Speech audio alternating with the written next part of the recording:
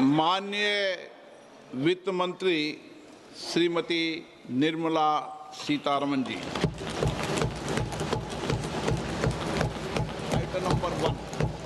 Item number one.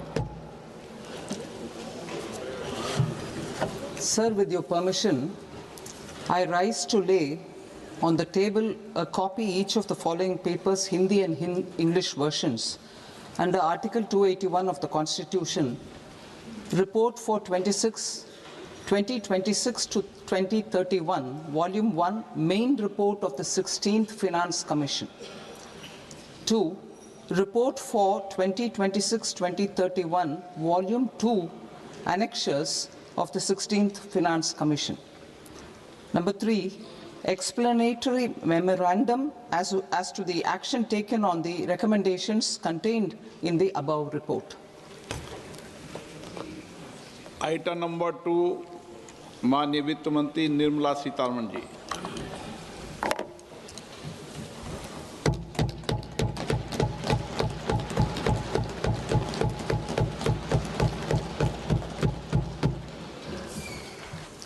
Honorable Speaker, sir, on the sacred occasion of Magh Purnima and the birth anniversary of Guru Ravidas, I present the budget for the year 2026-2027. Since we assumed office 12 years ago, India's economic trajectory has been marked by stability, fiscal discipline, sustained growth, and moderate inflation. This is the result of conscious choices we have made, even in times heightened uncertainty and disruption. Our government, led by Honorable Prime Minister Modi, has decisively and consistently chosen action over ambivalence, reform over rhetoric, and people over populism. We have pursued far-reaching structural reforms, fiscal prudence and monetary stability, whilst maintaining a strong thrust on public investment. Keeping Atmanirbharta as a lodestar, we have built domestic manufacturing capacity, energy security, and reduced critical import dependencies. Simultaneously, we have ensured that citizens benefit from every action of the government, undertaking reforms to support employment generation, agricultural productivity, household purchasing power, and universal services to people. These measures have delivered a high growth rate of around 7% and helped us make substantial strides in poverty reduction and improvement in the lives of our people. Today, we face an external environment in which trade and multilateralism are imperiled and access to resources and supply chains are disrupted. New technologies are transforming production systems while sharply increasing demands on water, energy, and critical minerals. India will continue to take confident steps towards Vikasit Bharat, balancing ambition with inclusion. As a growing economy with expanding trade and capital needs, India must also remain deeply integrated with global markets, exporting more and attracting stable long-term investment. As I begin Part A, I want to express my gratitude to the people for standing firmly with us as we forge our way together towards becoming one of the largest economies of the world.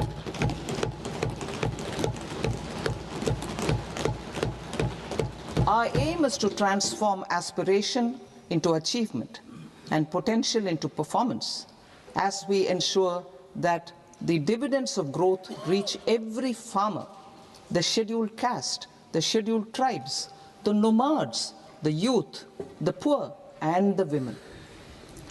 In Vikasit Bharat Young Leaders Dialogue 2026, several innovative ideas were shared with our Prime Minister, which have inspired many of the proposals making this a unique Yuva Shakti-driven budget. Our government's sankalp is to focus on our poor, underprivileged, and the disadvantaged. To deliver on this sankalp, and given that this is the first budget prepared in Kartavya Bhavan, we are inspired by three Kartavya. Our first Kartavya is to accelerate and sustain economic growth by enhancing productivity and competitiveness and building resilience to volatile global dynamics. Our second Kartavya is to fulfill aspirations of our people and build their capacity, making them strong partners in India's path to prosperity. Our third Kartavya, aligned with our vision of Sabka Saath, Sabka Vikas, is to ensure that every family, community, region, and sector has access to resources, amenities, and opportunities for meaningful participation. This threefold approach requires a supportive ecosystem. The first requirement is to sustain the momentum of structural reforms, continuous, adaptive, and forward-looking. Second, a robust and resilient financial sector is central to mobilizing savings, allocating capital efficiently, and managing risks. Third, cutting-edge technologies, including AI applications, can serve us as force multipliers for better governance. Reform Express. Our government has undertaken comprehensive reforms towards creating employment, boosting productivity, and accelerating growth. After the Prime Minister's announcement on Independence Day in 2025, over 350 reforms have been rolled out. This includes GST simplification, notification of labor codes, and rationalization of mandatory quality control orders. High-level committees have been formed, and in parallel, the central government is working with the state governments on deregulation and reducing compliance requirements. The Reform Express is well on its way and will maintain its momentum to help us fulfill our Kartavya. I now move to specific proposals. Under our first Kartavya, to accelerate and sustain economic growth, I propose interventions in 6 areas. 1. Scaling up manufacturing in 7 strategic and frontier sectors. 2. Rejuvenating legacy industrial sectors. 3. Creating champion MSMEs. 4. Delivering a powerful push for infrastructure. 5. Ensuring long-term security and stability. And 6. Developing city economic regions. Scaling up of manufacturing in 7 strategic and frontier sectors. Biopharma Shakti, meaning biopharma strategy for health advancement through knowledge, technology, and innovation.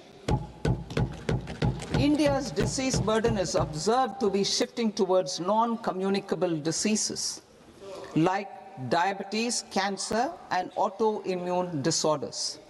Biologic medicines are key to longevity and quality of life at affordable costs. To develop India as a global biopharma manufacturing hub,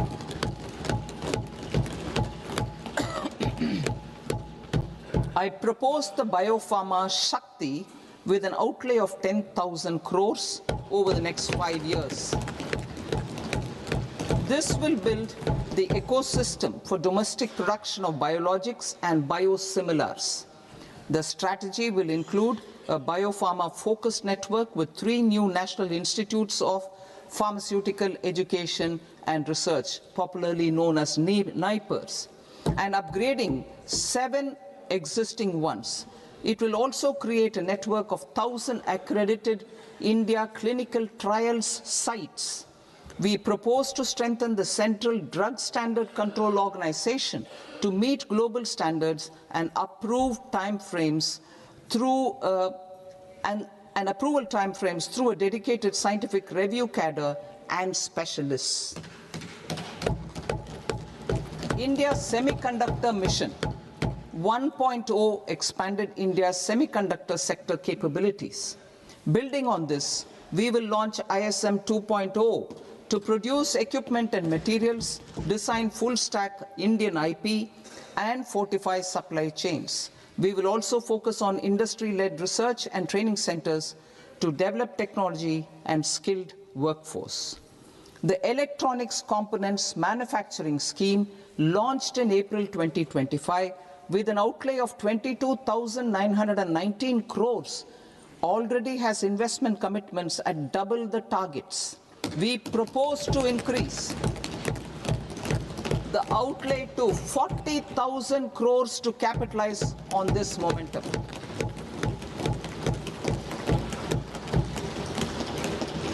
A scheme for rare earth permanent magnets was launched in 2025 November. We now propose to support the mineral-rich states of Odisha, Kerala, Andhra Pradesh, and Tamil Nadu to establish dedicated rare earth corridors to promote mining, processing, research, and manufacturing. To enhance domestic chemical production and reduction import dependency and reduce import dependency, we will launch a scheme to support states in establishing 3 dedicated chemical parks through challenge route on a cluster-based plug-and-play model. Strong capital goods.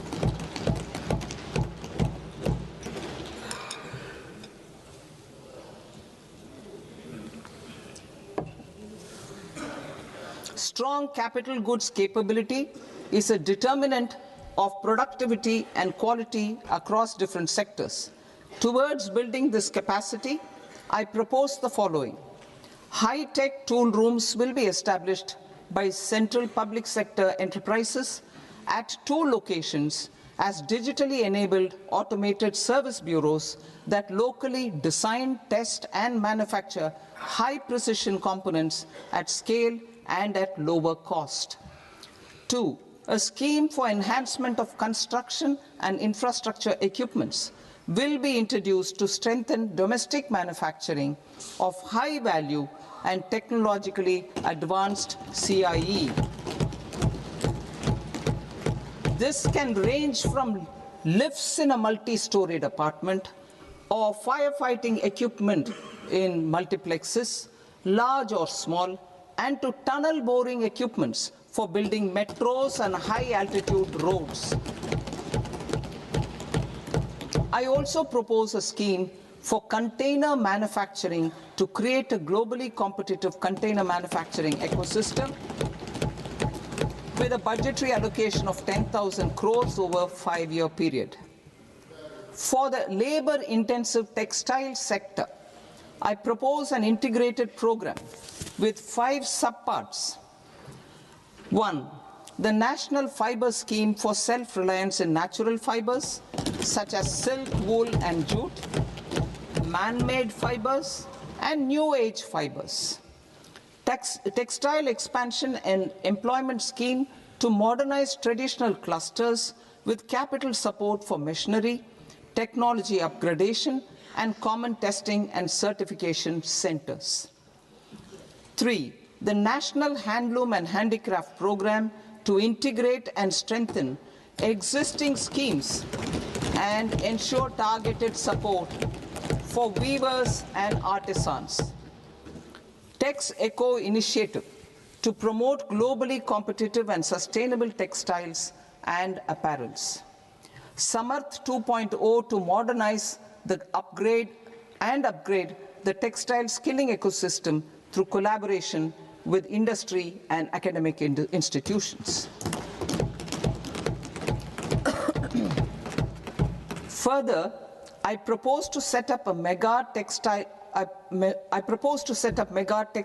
parks in challenge mode. They can also focus on bringing value addition to technical textiles. I propose to launch the Mahatma Gandhi Gram Swaraj initiative to strengthen khadi, handloom, and handicrafts. This will help in global market linkage and branding. It will streamline and support training, skilling, quality of process, and production.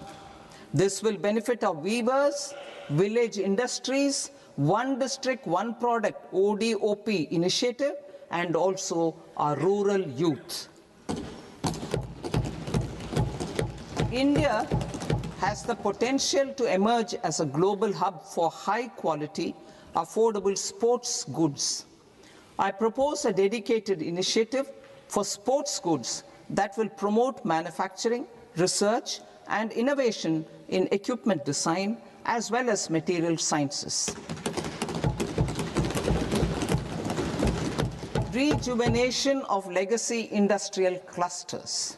I propose to introduce a scheme to revive 200 legacy industrial clusters to improve their cost competitiveness and efficiency through infrastructure and technology upgradation. Creating champion SMEs and supporting micro enterprises. Recognizing MSMEs as a vital engine of growth, I propose a three-pronged approach to help them grow as champions. Equity support. I propose to introduce a dedicated 10,000 crores SME growth fund to create future champions, incentivizing enterprises based on select criteria. I also propose to top up the Self-Reliant India Fund set up in 2021 with 2,000 crores to continue support to micro enterprises and maintain their access to risk capital. Liquidity support. With TREDS, more than 7 lakh crore has been made available to MSMEs. To leverage its full potential, I propose 4 measures. 1. Mandate TREDS as the transaction settlement platform for all purchases from MSMEs by CPSEs, serving as a benchmark for other corporates. 2. Introduce a credit guarantee support mechanism through CGTMSE for invoice discounting on TREDS platform. 3. Link GEM with TREDS for sharing information with financiers about government purchases from MSMEs, encouraging cheaper and quicker financing. 4. Introduce TREDS receivables as asset-backed securities, helping develop a secondary market, enhancing liquidity and settlement of transactions. Professional support.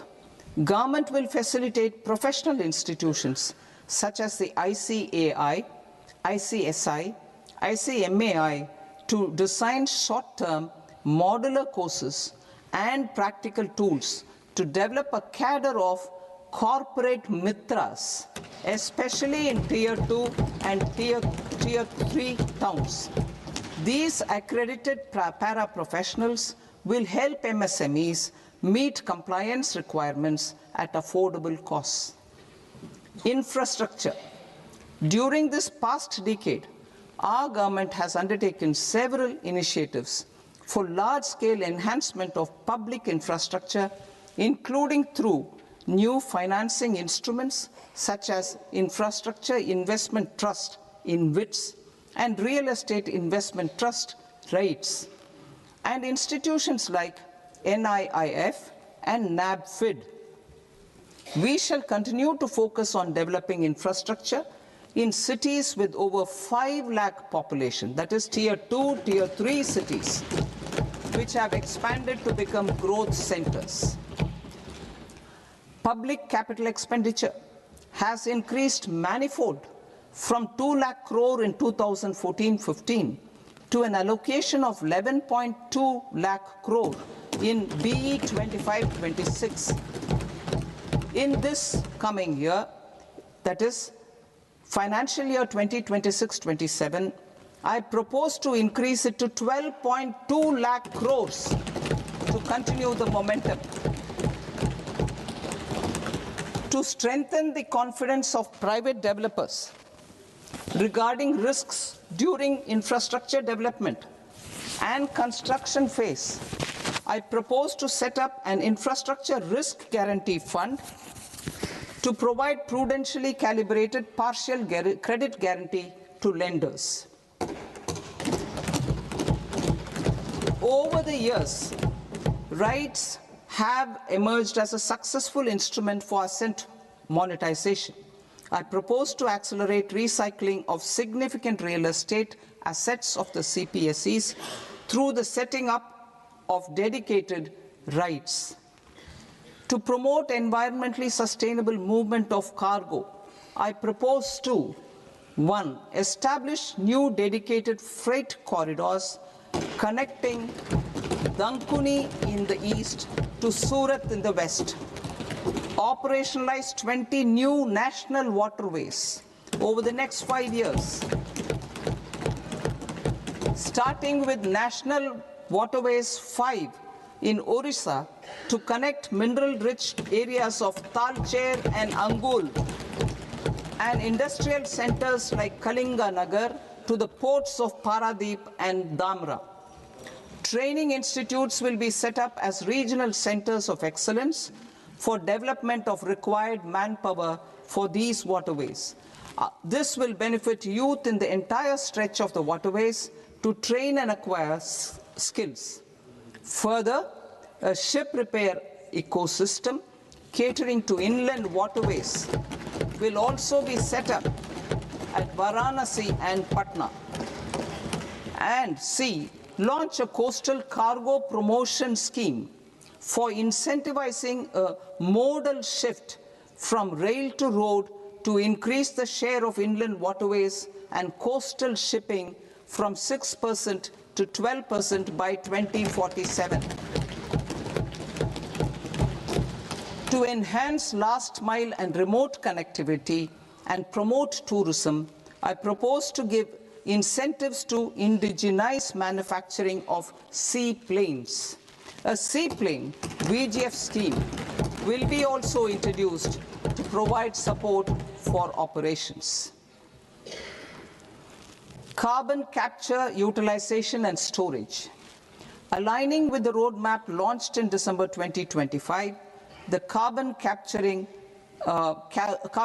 utilization and storage technologies at scale will achieve higher readiness and in end-use application across 5 industrial sectors, including power, steel, cement, refineries, and chemicals. An outlay of 20,000 crore is proposed over the next 5 years for this purpose. City economic regions. Cities are India's engines of growth, innovation, and opportunities. We shall now focus on Tier 2, Tier 3 cities, and even temple towns, which need modern infrastructure and basic amenities. This budget aims to further amplify the potential of cities to deliver the economic power of agglomerations by mapping city economic regions based on their specific growth drivers. An allocation of 5,000 crore per CER over 5 years is proposed for implementing their plans through a challenge mode with a reform-cum-result-based financing mechanism. In order to promote environmentally sustainable passenger systems, we will develop 7 high-speed rail corridors between cities as growth connectors, namely Mumbai to Pune, Pune to Hyderabad, Hyderabad to Bengaluru, Hyderabad to Chennai, Chennai to Bengaluru, Delhi to Varanasi, Varanasi to Siliguri.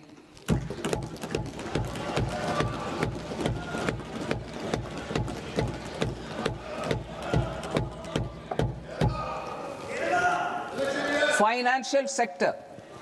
The Indian banking sector today is characterized by strong balance sheet, historic highs in profitability, improved asset quality, and coverage exceeding 98% of villages in the country.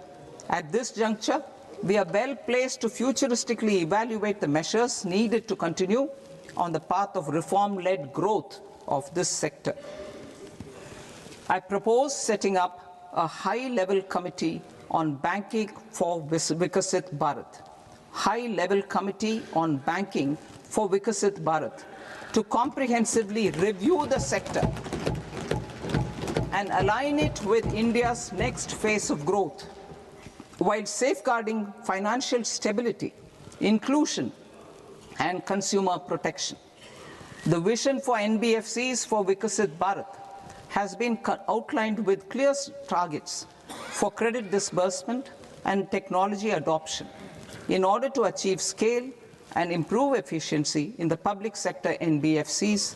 As a first step, it is proposed to restructure the Power Finance Corporation and Rural Electrification Corporation. I propose a comprehensive review of the foreign exchange management non-debt instruments rules to create a more contemporary, user-friendly framework for foreign investments consistent with India's evolving economic priorities. Corporate bond market. I propose to introduce a market-making framework with suitable access to funds and derivatives on corporate bond indices. I also propose to introduce total return swaps on corporate bonds. Municipal bonds. To encourage the issuance of municipal bonds of higher value by larger cities, I propose an incentive of 100 crore rupees for a single bond issuance. 100 crore rupees for a single bond issuance of more than 1,000 crore. The current scheme under Amrit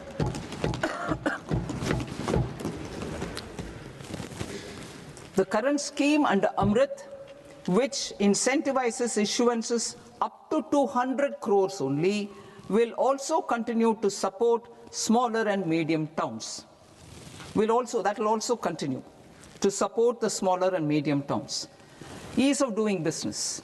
Individual persons resident outside India, PROI, will be permitted to invest in equity instruments of listed Indian companies through the Portfolio Investment Scheme. It is also proposed to increase the investment limit for an individual PROI under the scheme from 5% to 10%, with an overall investment limit for all individual PROIs to 24% from the current 10%. Emerging technologies including AI. 21st century is technology-driven. Adoption of technology is for the benefit of all people. Farmers in the field, women in STEM, youth keen to upskill, and Divyangjan to access newer opportunities. The government has taken several steps to support new technologies through AI Mission, National Quantum Mission, Anusandhan National Research Fund, and Research and Development and Innovation Fund. Our second kartavya is to fulfill aspirations and build capacities. Close to 25 crore individuals have come out of multi-dimensional poverty through a decade of our government's sustained and reform-oriented efforts.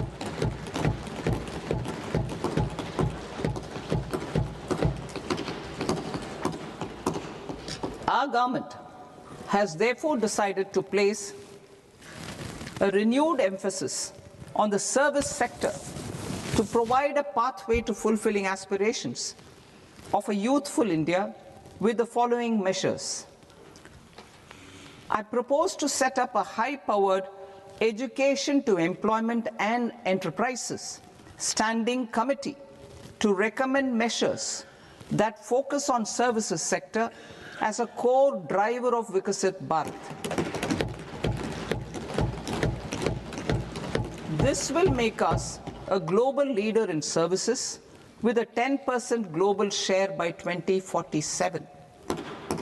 The committee will prioritize areas to optimize the potential for growth, employment, and exports. They will also assess the impact of emerging technologies, including AI, on jobs and skill requirements and propose measures thereof. To create a range of skilled career pathways, a new range of skilled career pathways for our youth, I propose interventions in the following sectors. Health. Existing institutions for allied health professionals will be upgraded and new AHP institutions established in private and government sectors. This will cover 10 selected disciplines, including optometry, radiology, anesthesia, OT technology, applied psychology, and behavioral health, and add 1 lakh AHPs over the next 5 years. A strong care system covering geriatric and allied care services will be built. A variety of NSQF-aligned programs will be developed to train multi-skilled caregivers, combining core care and allied skills such as wellness, yoga, and operation of medical assistive devices. In the coming year, 1.5 lakh caregivers will be trained.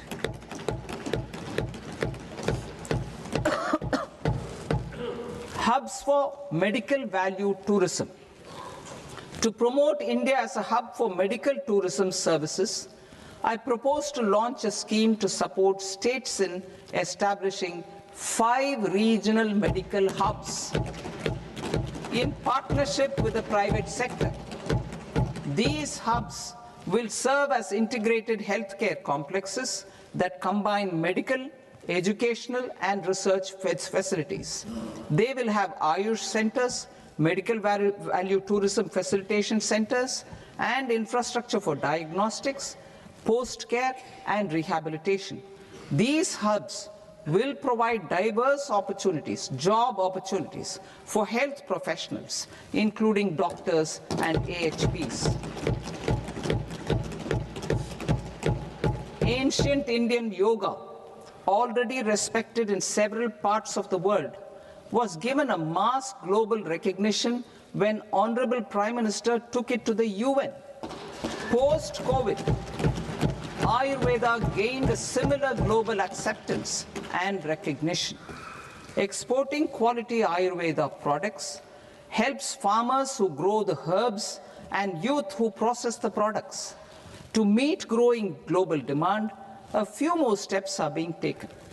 I propose to, 1, set up 3 new All India Institutes of Ayurveda.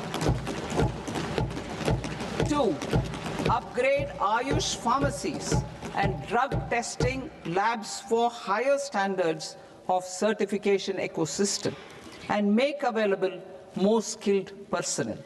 3, upgrade the WHO Global Traditional Medicine Center in Jamnagar to bolster evidence-based research, training, and awareness for traditional medicine. Animal husbandry. Livestock contributes to close to 16% of farm income, including of poor and marginal households. To scale up availability of veterinary professionals by more than 20,000, I propose to roll out a loan-linked capital subsidy support scheme for establishment of veterinary and para-veterinary colleges, veterinary hospitals, diagnostic laboratories, and breeding facilities in private sector. Collaboration between Indian and foreign institutions will also be facilitated. Orange economy. India's animation, visual effects, gaming and comics sector, ABGC sector, is a growing industry projected to require 2 million professionals by 2030. I propose to support the Indian Institute of Creative Technologies, Mumbai, in setting up ABGC content creator labs in 15,000 secondary schools all over the country and 500 colleges. The Indian design industry is expanding rapidly, and yet there is a shortage of Indian designers. I propose to establish, through Challenge Route, a new National Institute of Design to boost design education and development in the eastern region of India. Education. Our government will support states through Challenge Route in creating 5 university townships in the vicinity of major industrial and logistics corridors. These planned academic zones will host multiple universities, colleges, and research institutions, skill centers, and residential complexes. In higher education, STEM institutions, prolonged hours of study and laboratory work pose some challenges for girl students. Through VGF, Viability Gap Funding and capital support, one girls' hostel will be established in every district.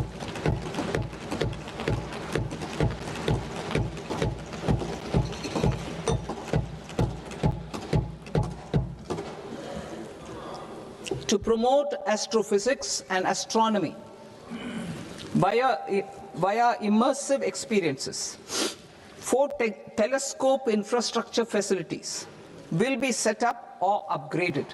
The National Large Solar Telescope, the National Large Optical Infrared Telescope, the Himalayan Chandra Telescope, and the Cosmos 2 Planetarium. Tourism.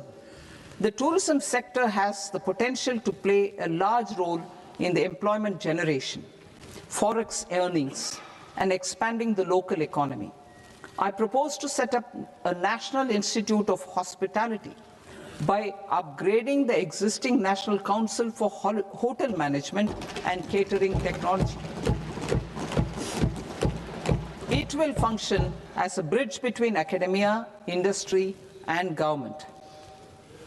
I also propose a pilot scheme for upskilling 10,000 guides in 20 iconic tourist sites through a standardized, high-quality, 12-week training course in hybrid mode in collaboration with the Indian Institute of Management.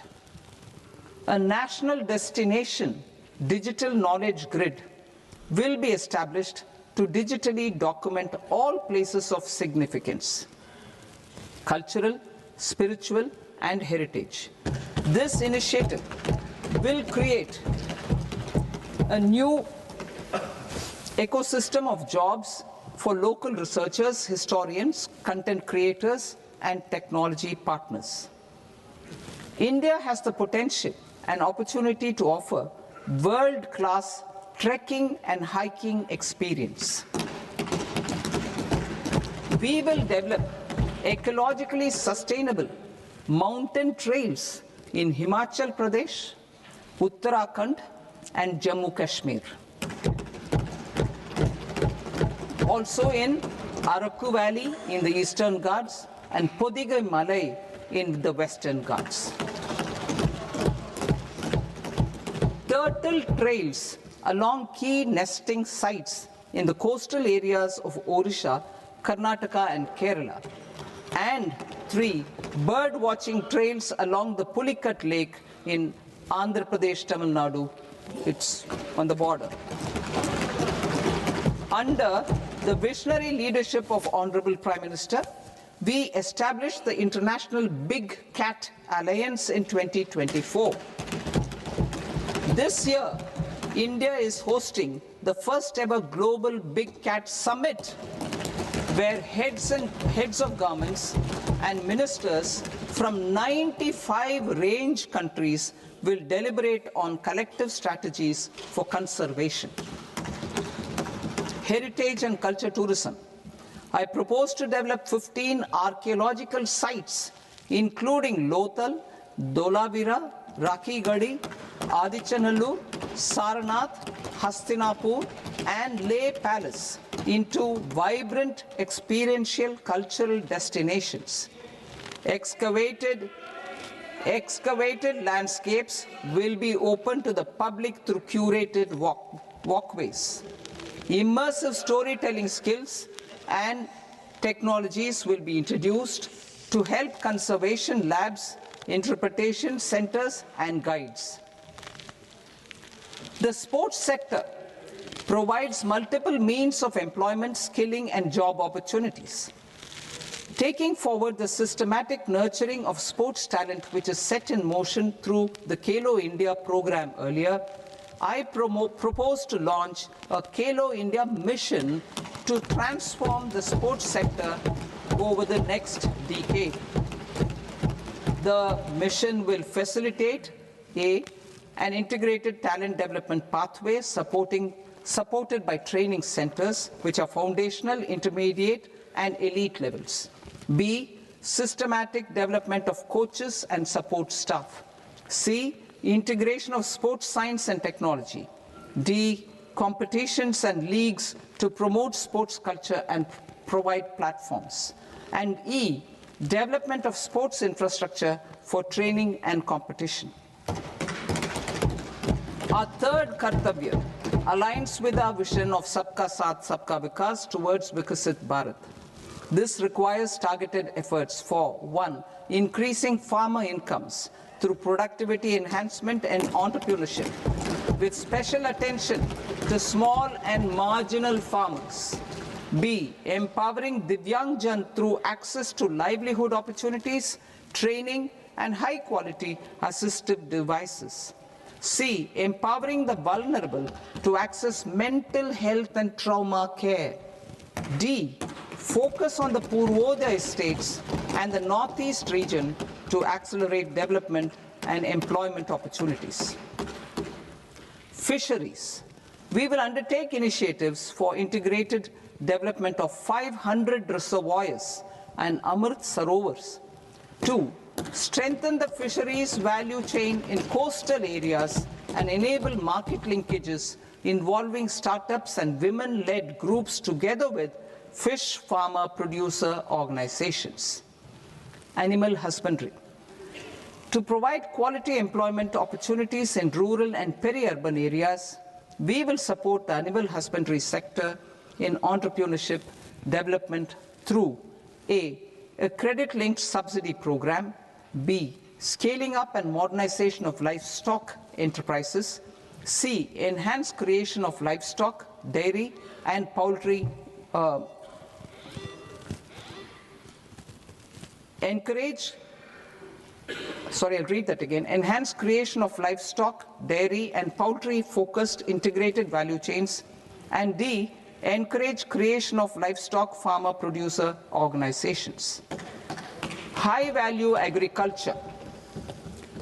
To diversify farm outputs, increase productivity, enhance farmers' incomes, and create new employment opportunities, we will support high-value crops such as coconut, sandalwood, cocoa, cashew in the coastal areas, agar trees in northeast, and nuts such as almonds, walnuts, and pine nuts in our hilly regions. These, all of them, will be supported. India is the world's largest producer of coconuts. About 30 million people, including nearly 10 million farmers, depend on coconuts for their livelihood. To further enhance competitiveness in coconut production, I propose a coconut promotion scheme to increase production and enhance productivity through various interventions, including replacing and non-productive trees with new saplings or plants or varieties in major coconut growing states.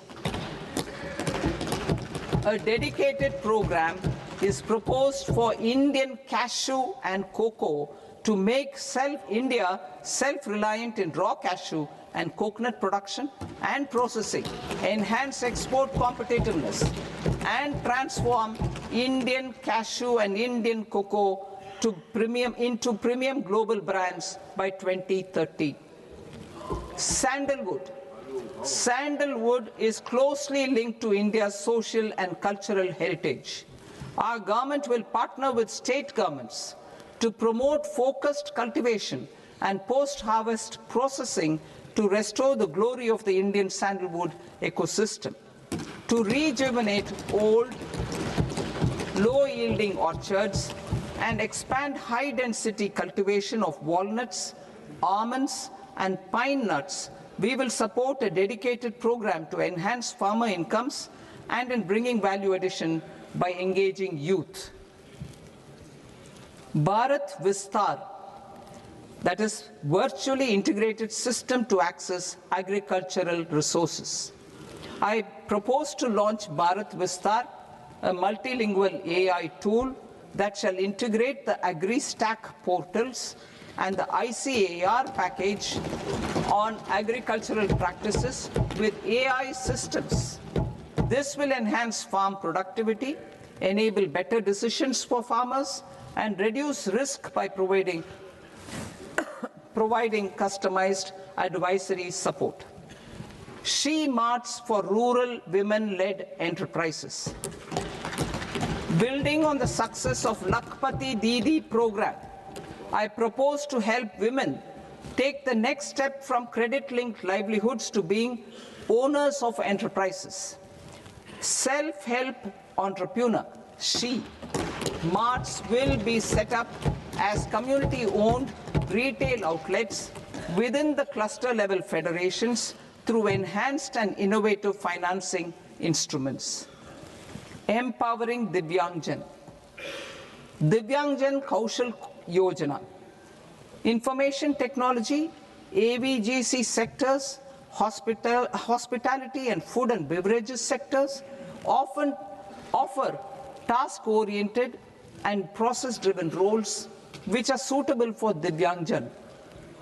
We will ensure dignified livelihood opportunities through industry-relevant and customized training specific to each Divyangjan group. Divyang Sahara Yojana. Timely access to high-quality assistive devices for all eligible Divyangjan is a fundamental need. I propose to 1. Support the Artificial Limbs Manufacturing Corporation of India, Alimco, to set up and to scale up production of assistive devices, invest in R&D and AI integration, strengthen PM Divyasha Kendras, and support setting up of assistive technology marts as modern retail style centers where Divyangjan and senior citizens can see, try, and purchase assistive products. Reaffirming our commitment to mental health and trauma care. There are no national institutes for mental health care in North India. We will therefore set up a NIMHANS 2 and also upgrade national mental health institutes in Ranchi and in Tezpur as regional apex institutions. Emergencies expose families, particularly the poor and vulnerable, to unexpected expenditure. We will strengthen and increase these capacities by 50% in district hospitals by establishing emergency and trauma care centers. Focus on Purvodaya states and northeastern regions. Purvodaya. I propose the development of an integrated East Coast industrial corridor with a well-connected node at Durgapur, creation of 5 tourism destinations in 5 Purvodaya states, and the provision of 4,000 e-buses. Buddhist sites in northeastern region. The northeastern region is a civilizational confluence of Theravada and Mahayana or Vajrayana traditions. I propose to launch a scheme for development of Buddhist circuits in Arunachal Pradesh, Sikkim, Assam, Manipur, Mizoram, and Tripura.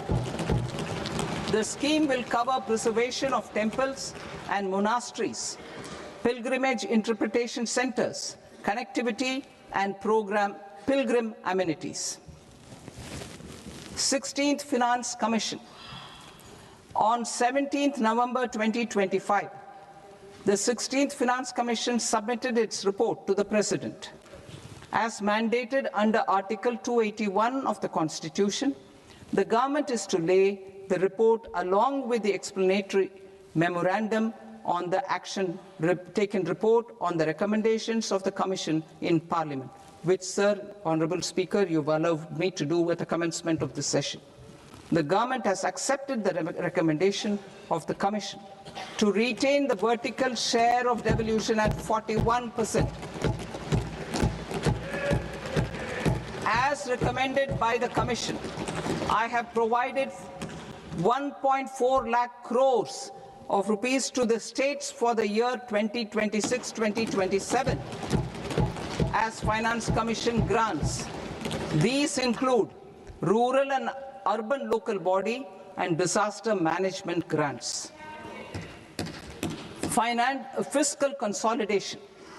Government has been delivering on our fiscal commitments consistently without compromising on social needs. To strive towards accepted standards of fiscal management in Budget 25-26, I had indicated that the central government would target reaching a debt to GDP ratio of 50 plus or minus 1% by 2030-31. In line with this, the debt to GDP ratio is estimated to be 55.6% of GDP in BE 26-27, compared to 56.1% of GDP in RE 25-26. A declining debt to GDP ratio will gradually free up resources for priority sector lending and expenditure by reducing the outgo on interest payments. One of the main operational instruments for debt targeting is the fiscal deficit. I am happy to inform this august House that I fulfilled my commitment made in 2021-2022 to reduce fiscal deficit below 4.5% of GDP by 25-26. In RE 25-26, the fiscal deficit has been estimated at par with BE of 2025-26 at 4.4% of GDP. In line with the new fiscal prudence path of debt consolidation, the fiscal deficit in BE 26-27 is estimated to be 4.3% of the GDP.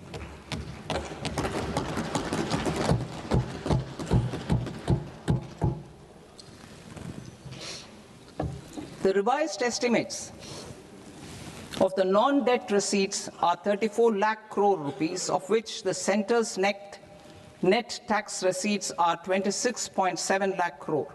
The revised estimate of the total expenditure is 49.6 lakh crore rupees, of which the capital expenditure is about 11 lakh crores. Budget estimates 2026 to 2027. Coming to 26-27, the non-debt receipts and the total expenditure are estimated as 36.5 lakh crore and 53.5 lakh crore respectively. The centre's net tax receipts are estimated at 28.7 lakh crore rupees. To finance the fiscal deficit, the net market borrowings from dated securities are estimated at 11.7 lakh crore rupees. The balance financing is expected to come from small savings and other sources. The gross market borrowings are estimated at 17.2 lakh crore rupees. I'll now move to Part B. Part B, direct taxes.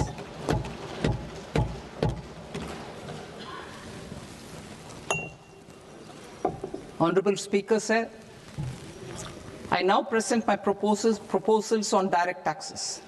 New Income Tax Act. In July 2024, I announced a comprehensive review of the Income Tax Act 1961.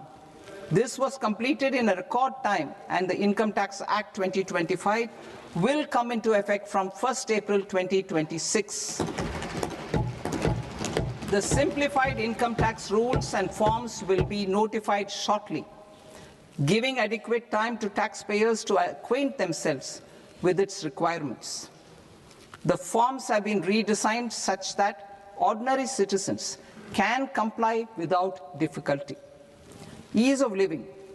I propose that any interest awarded by the Motor Accident Claims Tribunal to a natural person will be exempt from income tax, and any TDS on this account will be done away with.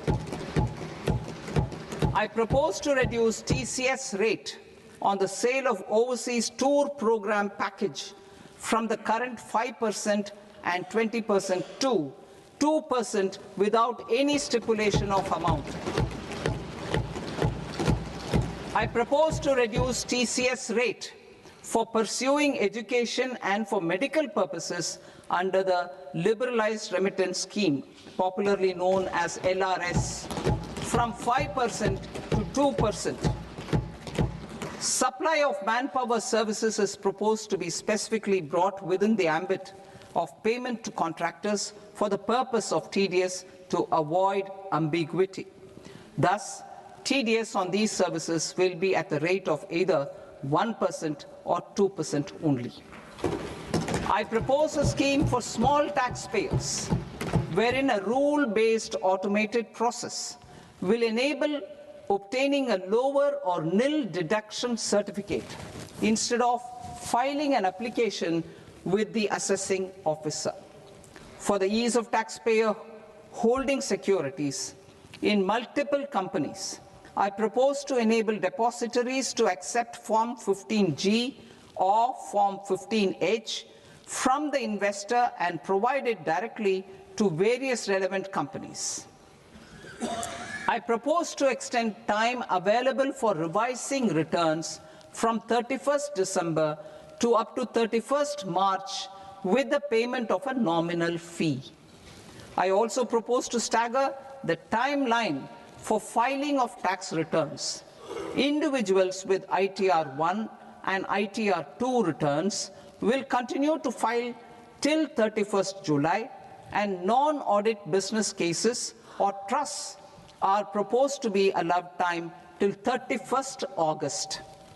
TDS on sale of immovable property by a non-resident is proposed to be deducted and deposited through resident buyers and his or her PAN-based challan instead of requiring a TAN, which is a temporary accounting number.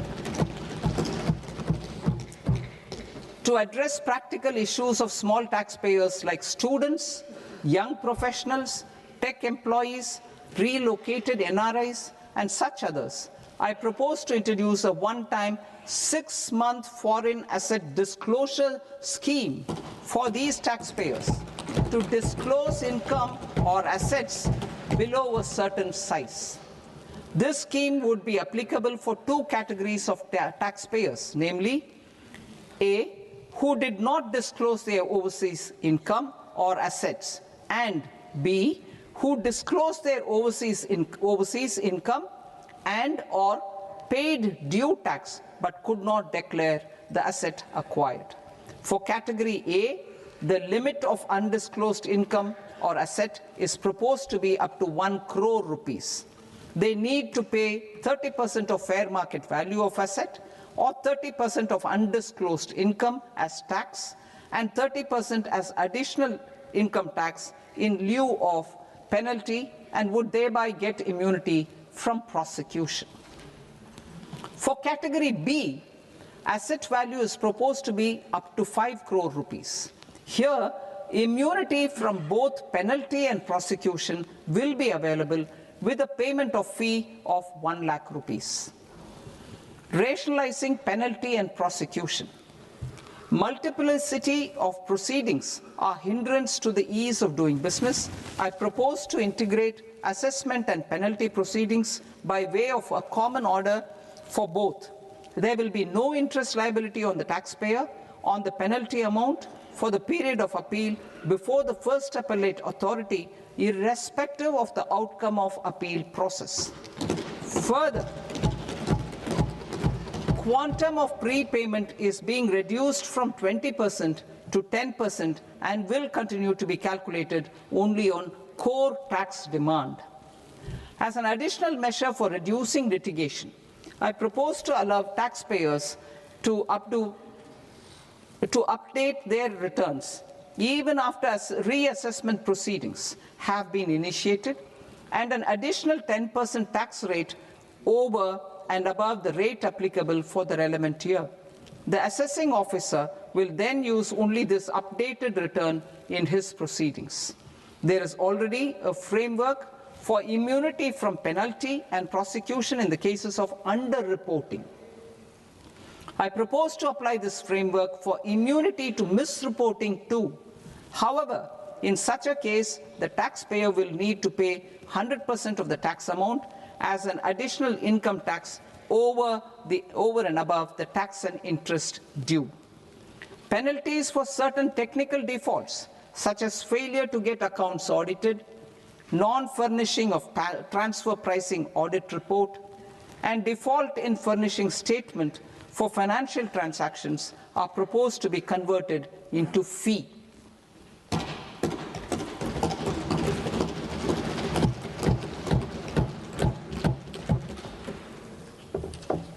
I propose to rationalize prosecution framework under Income Tax Act while maintaining a careful balance for deterrence in some serious offence. Non-production of books of account and documents and requirement of TDS payment where payment is made in kind are being decriminalized. Further, minor offences will attract fine only. The remaining prosecutions will be graded commensurate with the quantum of offence. They will entail only simple imprisonment with maximum imprisonment reduced to 2 years and power to courts to convert even those into fines. There is no penalty. There is no penalty presently for non-disclosure of non-immovable foreign assets with aggregate value less than 20 lakh rupees. I propose to also provide them with immunity from prosecution with retrospective effect from 1/10/2024.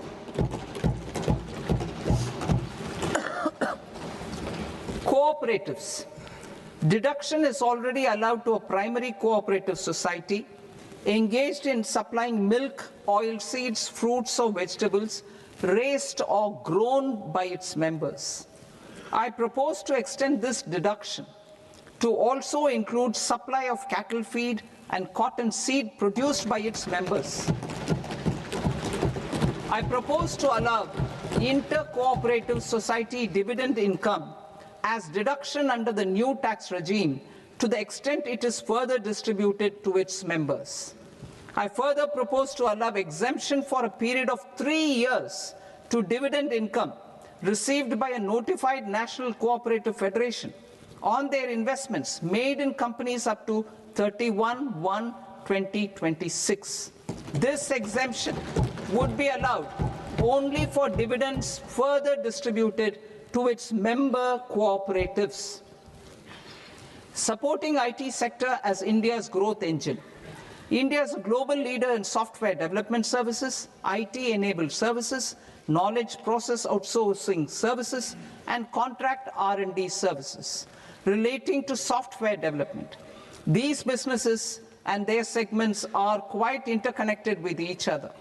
All these services are proposed to be clubbed under a single category of information technology services with a common safe harbor margin of 15.5% applicable to all.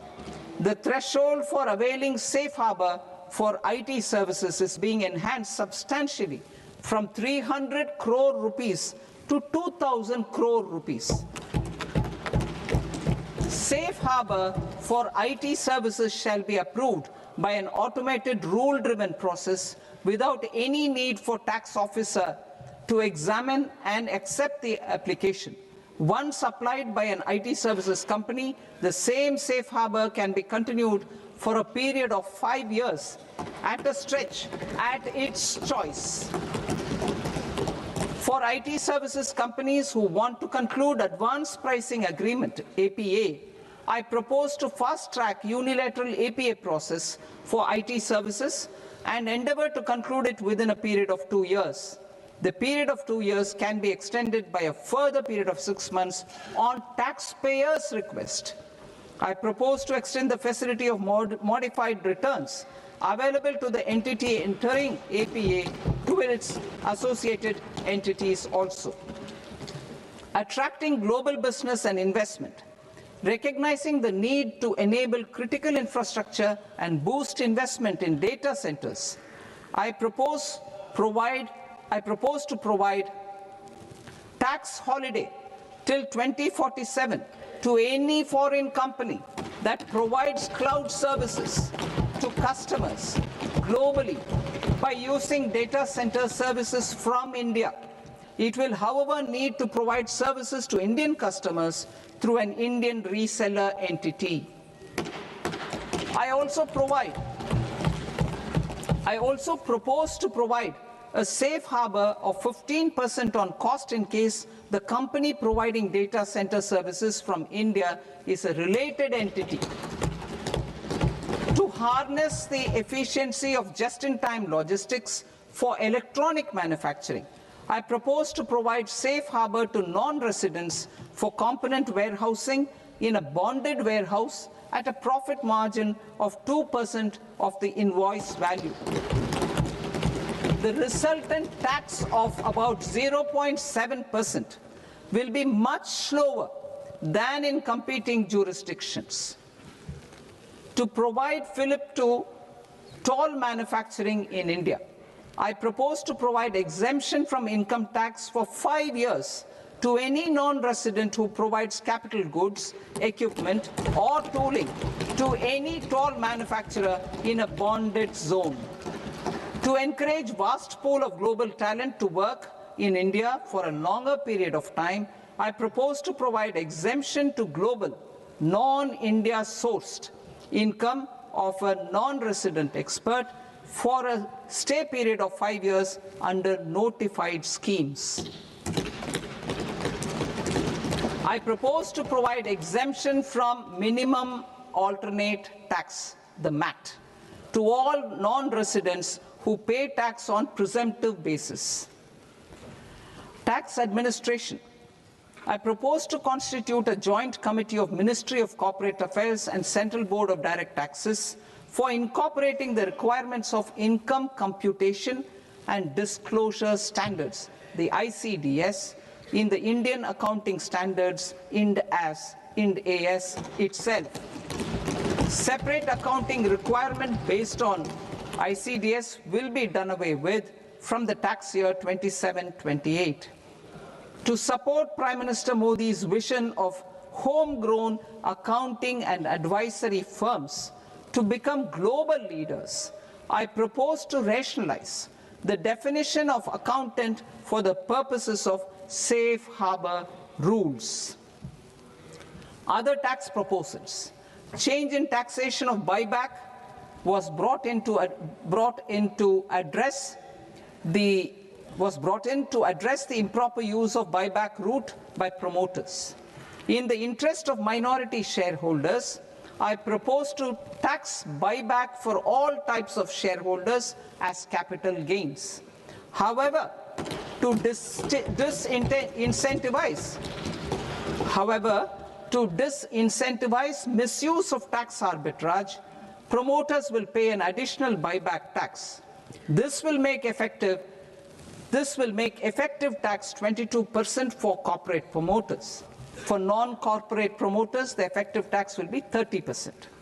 TCS rate for sellers of specific goods, namely alcoholic liquor, scrap, and minerals, will be rationalized to 2%, and that on Tendu leaves will be reduced from 5% to 2%.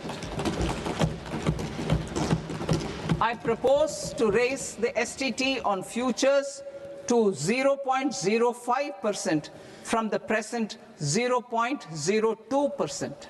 STT on options premium and exercise of options are both proposed to be raised to 0.15% from the present rate of 0.1% and 0.125% respectively.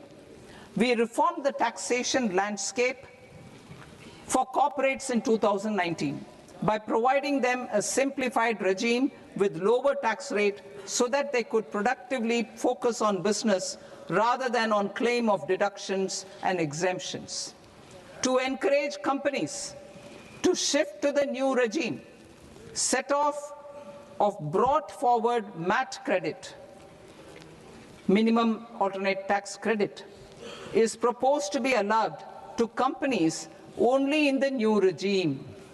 Set-off using available MAT credit is proposed to be allowed to an extent of 1/4 of the tax liability in the new regime.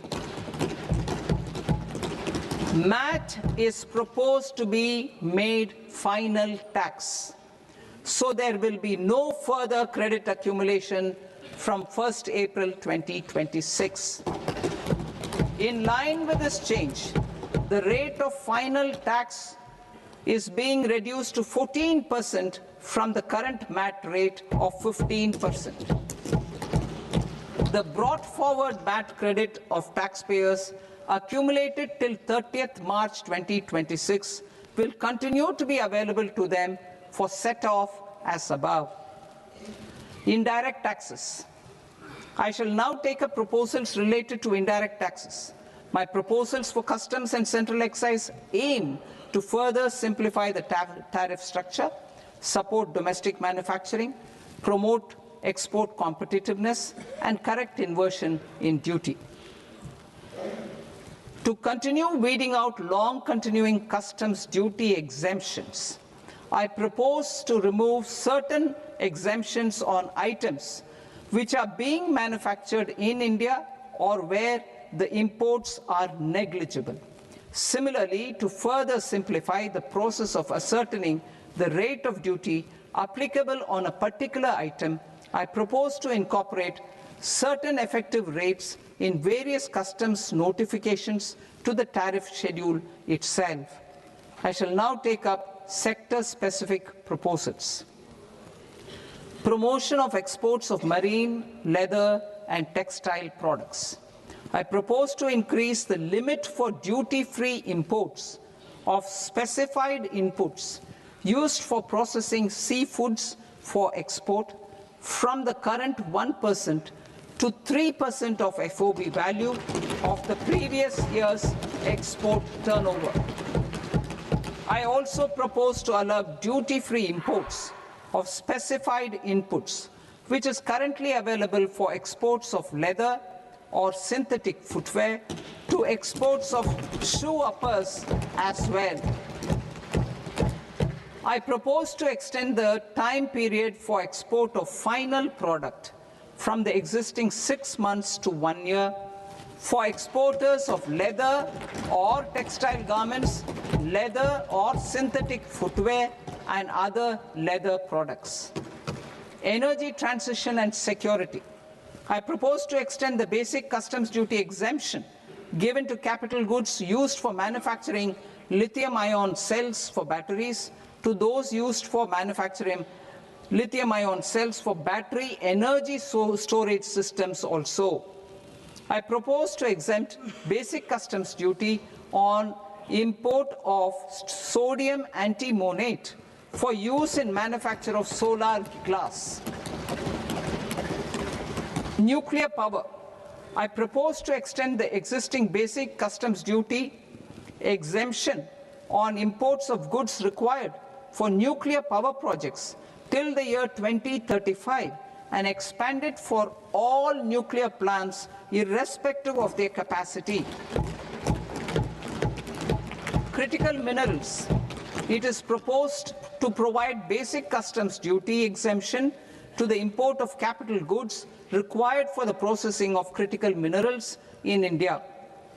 Biogas blended CNG. I propose to exclude the entire value of biogas while calculating the central excise duty payable on biogas blended CNG. Civil and defense aviation. I propose to exempt basic customs duty on components and parts required for the manufacture of civilian training and other aircrafts. It is proposed to exempt basic customs duty on raw materials imported for the manufacture of parts of aircraft to be used in maintenance, repair, or overall requirements by units in the defense sector. Electronics. To deepen value addition in the consumer electronics sector, I propose to exempt basic customs duty on specified parts used in the manufacture of microwave ovens. Special economic zone. To address the concerns arising about utilization of capacity by manufacturing units in the special economic zones due to global trade disruptions, I propose as a special one-time measure to facilitate sales by eligible manufacturing units in SEZs to the domestic tariff area at concessional rates of duty. The quantity of such sales will be limited to a prescribed proportion of their exports. Necessary regulatory changes will be undertaken to operationalize the measures while ensuring level playing field for the units working in the DTA. Ease of living. To rationalize the customs duty structure for goods imported for personal use, I propose to reduce the tariff rate on all dutiable goods imported for personal use from 20% to 10%. To provide relief to patients, particularly those suffering from cancer, I propose to exempt basic customs duty on 17 drugs or medicines. I propose also to add 7 more rare diseases for the purposes of exempting import duties on personal imports of drugs, medicines, and food for special medical purposes used in their treatment. Customs process. India's role and share in the global trade is poised for a major leap in line with our ambition and journey towards Vikasit Bharat. In this regard, I propose many measures for custom processes to have minimal intervention for smoother and faster movement of goods and greater certainty to the trade. Trust-based systems.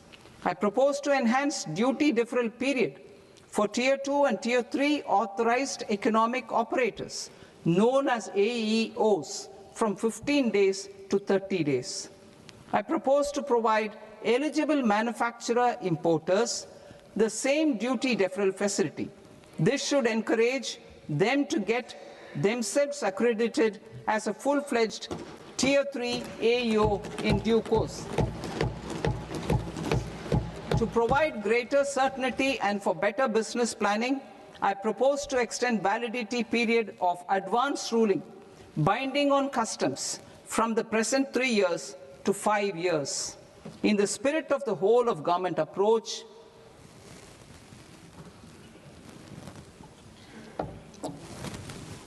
Government agencies will be encouraged to leverage AEO accreditation for preferential treatment in clearing their cargo.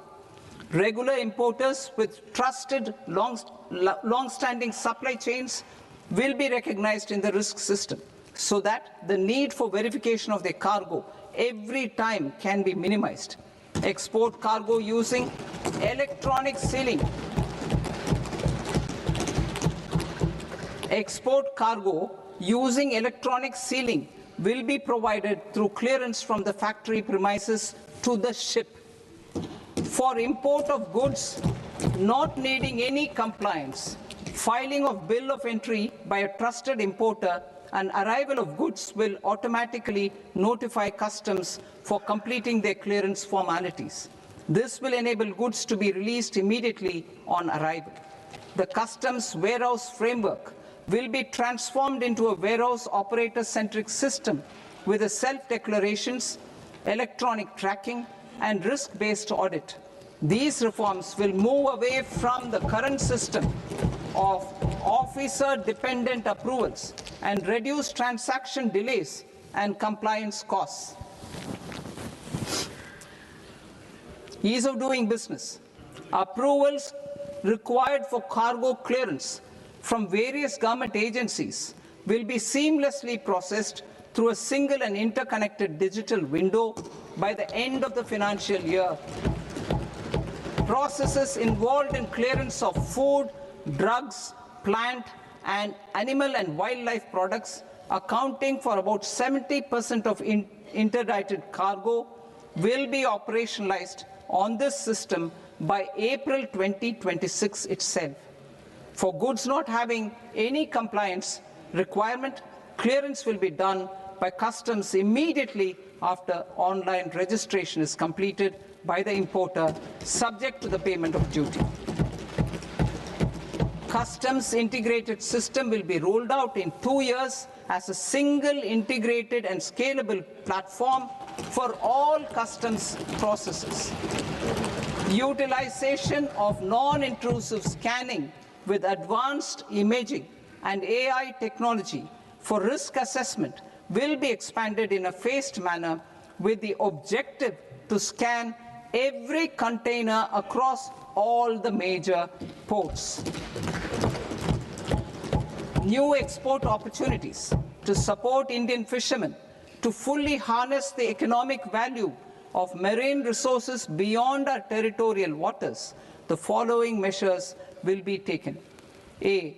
Fish catch by an Indian fishing vessel in exclusive economic zone or on the high seas will be made free of duty. Landing of such fish on foreign port will be treated as export of goods.